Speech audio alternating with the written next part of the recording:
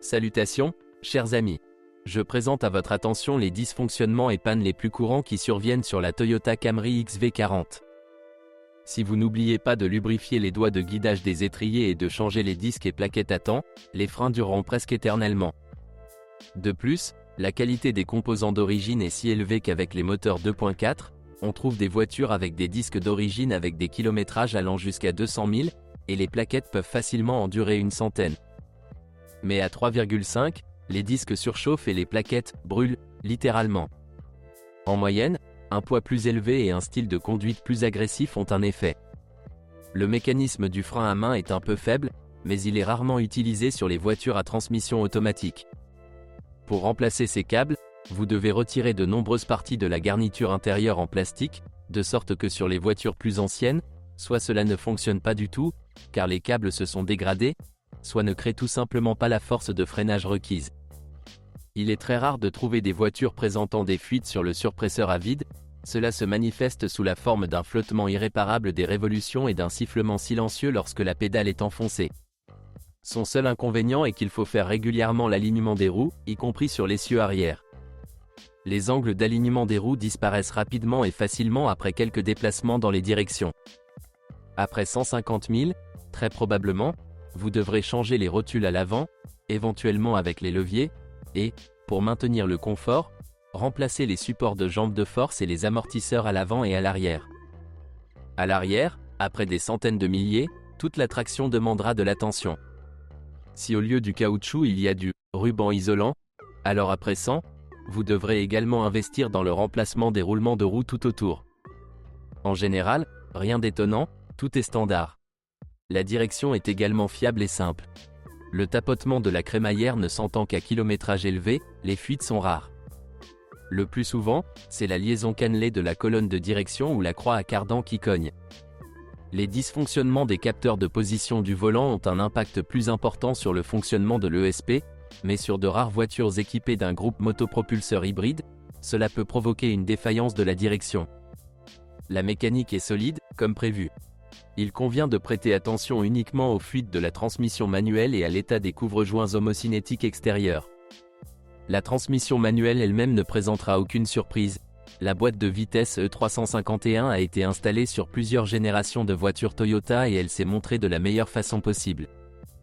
Pas de volant d'inertie bimasse sophistiqué, sauf peut-être un débrayage hydraulique, mais les roulements sont séparés et le système hydraulique est séparé. Un design tout à fait classique et fiable. Cependant, une certaine usure liée à l'âge se produit. Le levier de vitesse se dessert progressivement et le levier de vitesse gagne en jeu avec le temps. Et des individus particulièrement forts étirent et arrachent parfois les câbles d'entraînement des pinces ou même plient le levier lui-même. Cette dernière, d'ailleurs, est parfois faite exprès. Au départ elle va trop en avant et à droite, et sur une large console centrale ce n'est pas la meilleure solution. Après un kilométrage de 150 à 200 000, il est préférable de changer les câbles, sinon leur pointe risque de s'envoler. Il est préférable de combiner le processus avec le remplacement de l'embrayage. La plupart des voitures sont équipées de transmissions automatiques. Bien entendu, ils sont tous produits par une filiale d'Aisin. La Camry russe standard était équipée d'une transmission automatique à 5 vitesses Aisin U250E avec un moteur 2,4 et d'une U660E à 6 vitesses pour les voitures équipées d'un moteur 3,5. En plus de ces options, il peut y avoir des véhicules importés avec d'autres unités. Ainsi, on retrouve des voitures restylées avec un moteur 2.5 et une boîte de vitesse à 6 rapports U760E, et nos rares voitures à traction intégrale à conduite à droite étaient équipées d'une boîte de vitesse U281E à 4 rapports. Les hybrides étaient équipés de l'ICVT P311.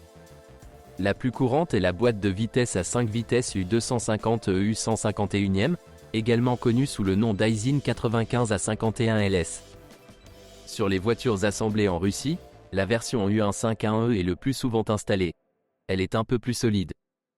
En principe, le boîtier peut également supporter le couple des moteurs 3,3, 3,5 par exemple, c'est ce qui a été installé sur le Lexus RX 330. Mais avec des moteurs puissants, elle n'a pas vécu longtemps et pas très heureusement, mais avec 2,4, elle s'est avérée presque éternelle. Si vous n'en abusez pas lors des courses en ville, changez l'huile tous les 50 à 60 000 km et le filtre tous les 2 changements d'huile ou en cas d'apparition de contamination visible, cela peut alors aller bien au-delà de 300 000 km. Il y a même une chance d'atteindre 500. Cependant, ne comptez pas sur la chance automatique. Nombreux sont ceux qui ont confondu la Camry avec la Ferrari 360, et même cette « automatique » aura disparu. L'emballement et le manque d'entretien achèvent principalement les solénoïdes du corps de vanne, et si l'huile n'est pas changée à temps, des dommages irréparables à la plaque elle-même se produisent, ses déformations et sa surchauffe. La mécanique de la transmission automatique en souffre également, les bagues et les joints de la pompe s'usent et la boîte de vitesse commence à fuir. Souvent, les conducteurs trop agressifs endommagent le capot arrière et brûlent les packs d'embrayage overdrive et direct. Et dans les cas avancés, l'ensemble de ces packages, y compris le tambour. Mais d'abord, le roulement à capuchon mourra, ce qui s'accompagne généralement d'un choc lors de l'engagement de la marche arrière et du passage de la deuxième à la troisième. La boîte de vitesse est bien maîtrisée dans les réparations, grâce aux crossovers dotés de puissants V6 et minibus. Grâce à cela, il ne devrait y avoir aucun problème de restauration. Mais dans ce cas, il est plus facile de trouver une unité sous contrat. Les boîtes Camry servent souvent de « donneur » pour les transmissions crossover à traction intégrale, car elles sont nombreuses et bon marché. Mais il n'est en aucun cas nécessaire de rechercher une version de remplacement du moteur 3.3. La mécanique de la transmission n'est pas différente, mais la différence d'usure sera grande. Le U660E à 6 vitesses est de conception un peu plus complexe et présente un certain nombre de maladies infantiles. Sa version pour les moteurs U760E plus faible a été publiée plus tard et s'est donc avérée un peu plus fiable. Comme de nombreuses transmissions automatiques modernes, il existe un problème d'usure précoce des garnitures de verrouillage du convertisseur de couple. Avec des kilomètres supérieurs à 120 000, 150 000, il vaut déjà la peine de surveiller attentivement la propreté de l'huile, car en cas d'usure critique, le moteur à turbine à gaz peut très rapidement obstruer les canaux du corps de soupape et laisser la boîte sans huile. L'usure de la plaque, l'usure des solénoïdes et d'autres problèmes sont typiques. Souvent, ils incluent également le remplacement de la carte de sélection de position par un capteur de température. En fonctionnement normal, la ressource est plus que suffisante, pour 200 000, mais elle est très fortement réduite si vous conduisez de manière agressive. Mais pour beaucoup, la Camry avec le moteur 3.5 s'est avérée être la voiture pour se pencher sur tout et tout le monde. Souvenez-vous de ceci. Un autre problème est beaucoup plus grave, qui n'apparaît pas sur toutes les machines, mais conduit à une panne totale de l'unité. Le roulement principal du boîtier commence à jouer en raison de l'affaiblissement de la bague de poussée. Cela arrive particulièrement souvent chez ceux qui chargent une transmission automatique froide. Dans ce cas, les vibrations tuent tous les autres composants, y compris le train planétaire, le moyeu d'embrayage, le différentiel et, si la situation s'installe, le carter de boîte de vitesse. Les dommages causés au tambour direct sont généralement associés à une mauvaise étanchéité de son emballage, les pistons et les pinces doivent être remplacés et parfois le tambour lui-même surchauffe. Les voitures après restylage sont principalement équipées d'une version déjà modifiée de la transmission automatique à 6 vitesses, mais néanmoins, jusqu'à la fin de la sortie du modèle, les problèmes n'étaient pas complètement résolus et peuvent se manifester. Surtout lors d'une utilisation intensive. Eh bien, le problème standard d'usure du capot arrière, comme avec les boîtes de vitesse à 5 vitesses, est apparu. Dans ce cas, les paquets C1 C2, responsables des transmissions 1 à 4, sont allumés. La boîte U760 n'a pas de problème de roulement et est fondamentalement la même que les versions U660 facelift. La transmission intégrale U241E appartient à la famille des boîtes de vitesse éternelles, U140, U240, alias Aisin AW90-40LS, devenue depuis longtemps légendaire. Les principaux points faibles sont les mêmes que ceux des autres boîtes de vitesse Toyota, le capot arrière, les pannes électroniques et l'usure des solénoïdes. De plus, l'usure des garnitures de blocage du moteur à turbine à gaz se produit rapidement lors de mouvements agressifs, la garniture est trop petite. Comme pour tout le reste, les moteurs de la Camry sont également en parfait état. Ils sont fiables, bien disposés et peu coûteux à réparer. Avec une utilisation appropriée, ils survivront également au corps. Mais des choses arrivent. Par exemple, les radiateurs doivent être surveillés. Ils sont très fragiles, la corrosion détruit la partie inférieure en 10 ans et des fuites sont possibles.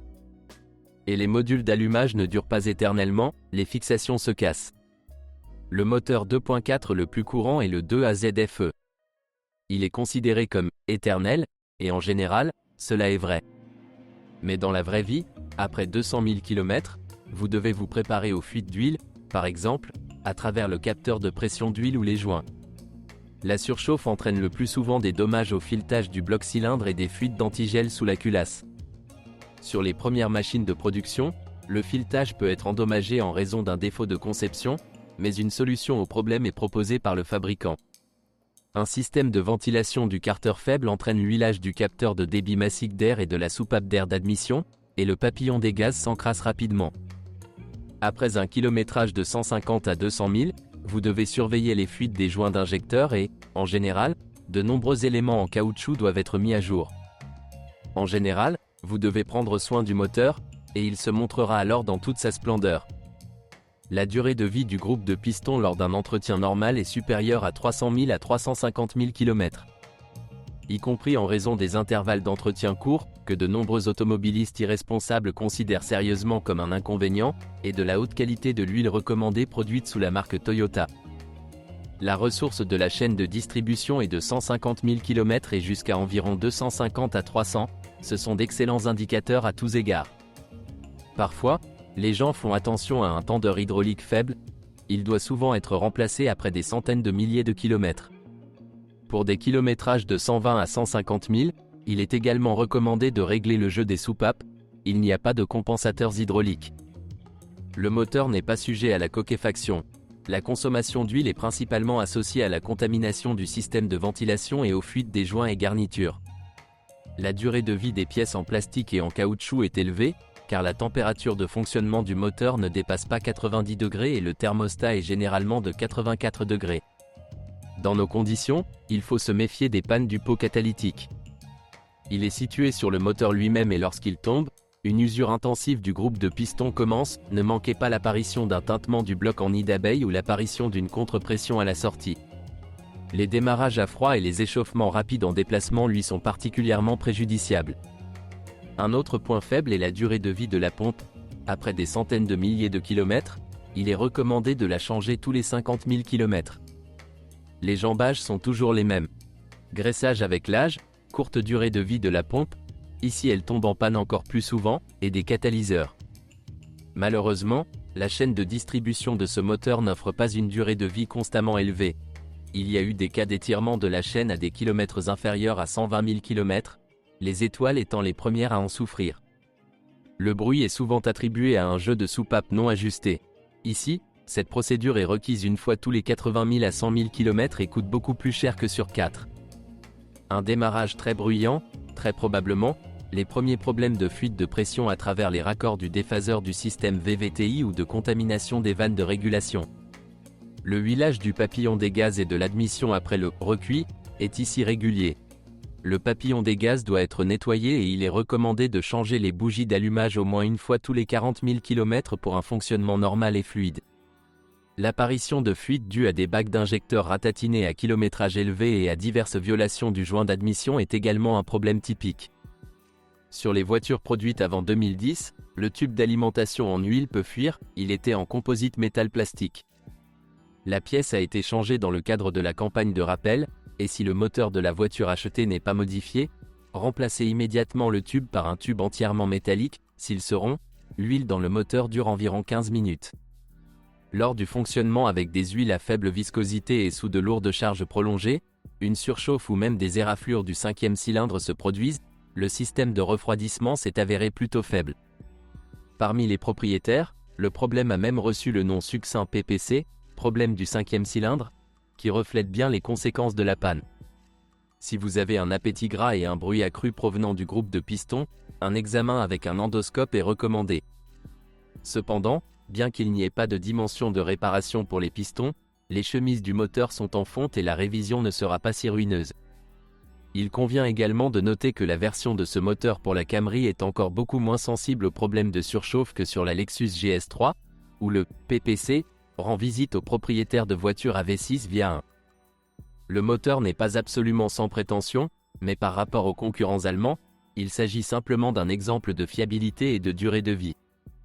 Dans notre pays, malheureusement, ces moteurs sont principalement achetés pour conduire, et l'état du moteur et de la transmission laisse beaucoup à désirer, mais il y a des chances, surtout si la voiture appartient à une flotte d'entreprise.